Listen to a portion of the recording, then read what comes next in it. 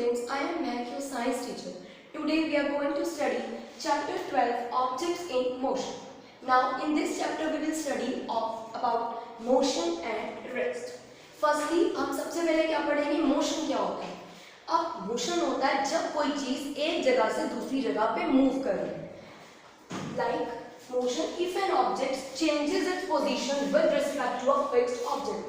अगर कोई भी ऑब्जेक्ट अपनी पोजीशन को चेंज करता है then the object is said to be in motion and rest अगर कोई ऑब्जेक्ट अपनी पोजीशन को चेंज नहीं करता है if an object does not changes its position then it is said to be at rest for example dogs running in the street people going for walk in a park in this all these things are moving from one place to another, so these are the examples of motion.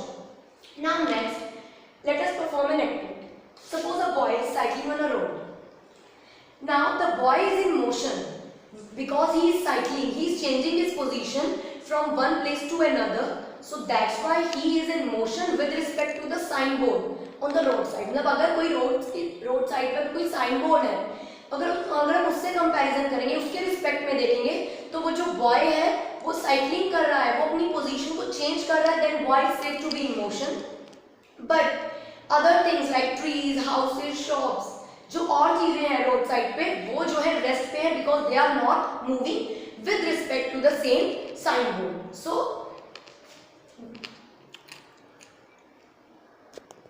Now next we are going to study types of motion. There are different types of motion: translatory, circular and oscillatory. Now further, translatory motion is also of two types: rectilinear and curvilinear. Circular motion is also of two types: rotatory and revolutionary. Now third type is oscillatory motion.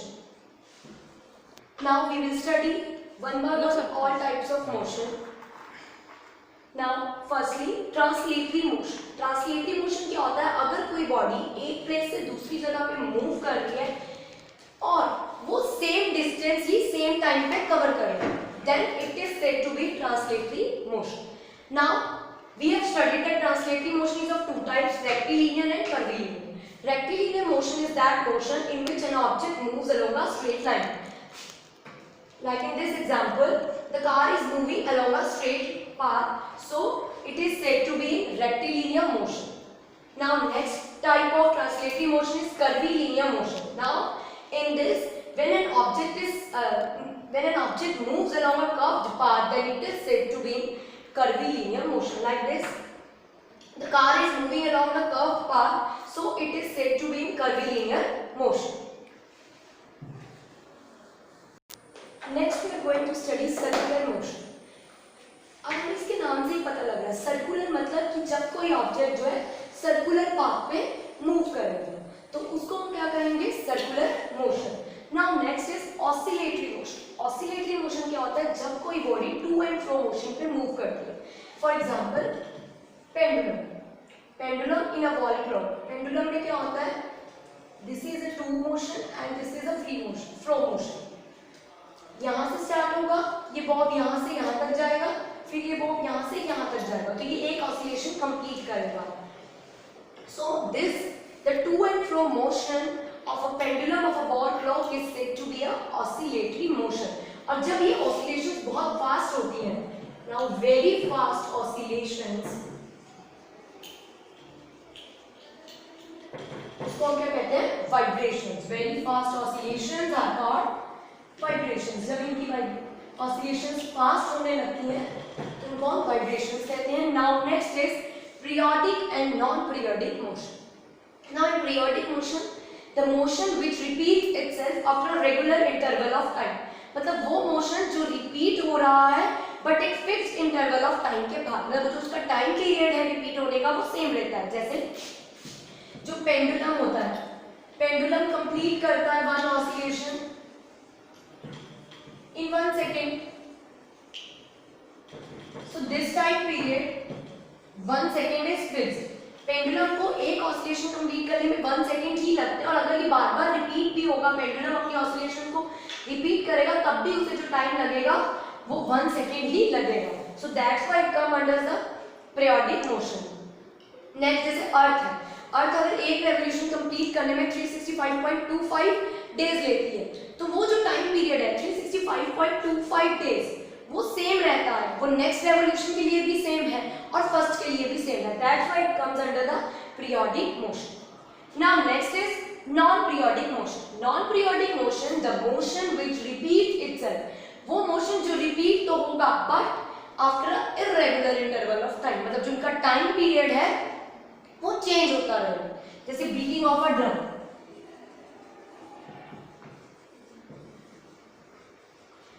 इसमें क्या हो रहा है कि अगर हम drum को beat कर रहे हैं, एक बार बीट किया और जब दूसरी बार बीट कर रहे हैं, तो जो उनका दोनों का टाइम पीरियड है वो वेरी कर सकता है, वो चेंज हो सकता है. वो ऐसा नहीं है कि दोनों का टाइम पीरियड जो है वो सेम ही रहेगा. That's why it comes under the non periodic motion. Now student we will study about the simultaneous motion. What is simultaneous motion? Simultaneous motion वो होता है जब कोई ऑब्जेक्ट जो है एक से ज्यादा मोशंस को एक्सपीरियंस करता है साथ साथ. Experiences more than one type of motion simultaneously. For example जैसे हम एक बस का एग्जाम्पल लेते हैं.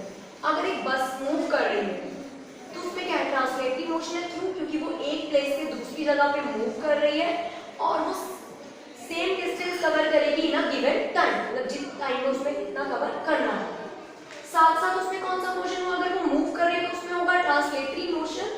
और उसके साथ साथ अगर बस मूव करेगी, जब उसके व्हील्स मूव करेंगे तो उसमें क्या होगा? Rotatory motion. क्योंकि उसके व्हील्स जो है अपनी एक्सिस के अराउंड मूव करेंगे. तो मतलब ऑब्जेक्ट एक ही है बट उसमें एक साथ दो मोशंस लग रहे हैं, ट्रांसलेटरी और रोटेटरी. इस वजह से जो बस है, यहाँ पर ये जो बस है वो साइमल्टेनियस मोशन की कैटेगरी में आएगा. Let us take another example. हमने एक बॉल ली, जो बॉल जो है रोल कर रही है. सपोज एक बॉल ए पोजीशन पर है. अब वो ए पोजीशन से जब बी पोजीशन तक मूव करेगी तो वो उसमें कौन सा मोशन होगा? Translatory motion. क्योंकि वो जो एक ऑब्जेक्ट जो है मूव कर रहा है from one place to another place. Next, अब अगर वो मूव कर रही है तो वो बॉल रोल करेगी और वो अपनी एक्सिस के अराउंड रोटेट करेगी. तो उसमें साथ साथ कौन सा मोशन होगा? Rotatory motion. So that's why this is also come under the category of simultaneous motion. Now this bus is moving but it is also experiencing translatory and rotatory motion. It means there are two types of motions that are here. Bus is experiencing translatory as well as rotatory motion side by side, so that's why it comes under the category of simultaneous motion. Now student, this is all about the chapter 12, objects in motion. Thanks.